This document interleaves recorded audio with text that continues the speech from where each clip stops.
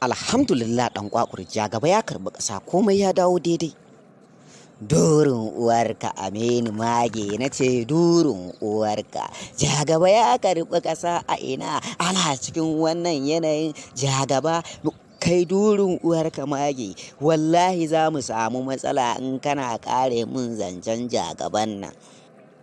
Haba ɗan ƙwaƙur me na zagi daga zancen shugabanka ne fa jagaba kuma jagaban ai ya karɓi ƙasa.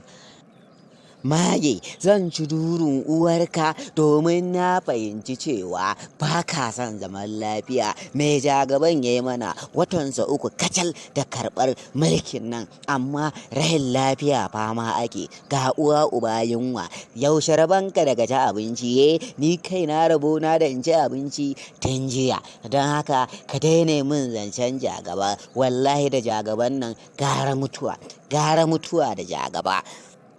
To yanzu ɗan ƙwaƙur idan ba jagaban ba wane ne kake tunanin zai ma adalci a wannan ƙasar tamu? Jar oba ka ji ɗan gari to tun ɗazu wannan maganar ya kamata ka yi mun yanzu da Allah zai musuluntar da Gujulot ya zo ya ƙarasa hudunsa in ma da dama ya zarce ya ƙara wata hudun ba normal ba Allah ya musuluntar da Gujulot billahi lazi ya zo ya ɗora ɗodar. Ɗan ƙwaƙur Gujulot fa kace Gujulot fa duk musulman da suke cikin Najeriya ka rasa wanda zaka ɗauko sai Gujulot.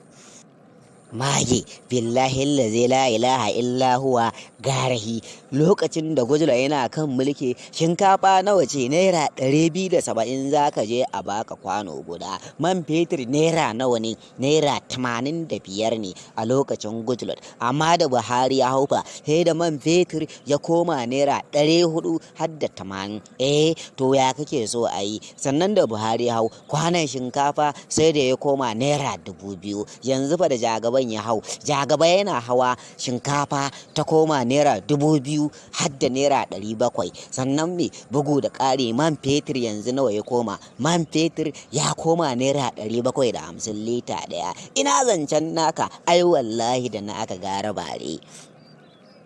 Ito ɗan ƙwaƙur gaskiya kuma kana da gaskiya fa. Oho dai wannan kango ake ji.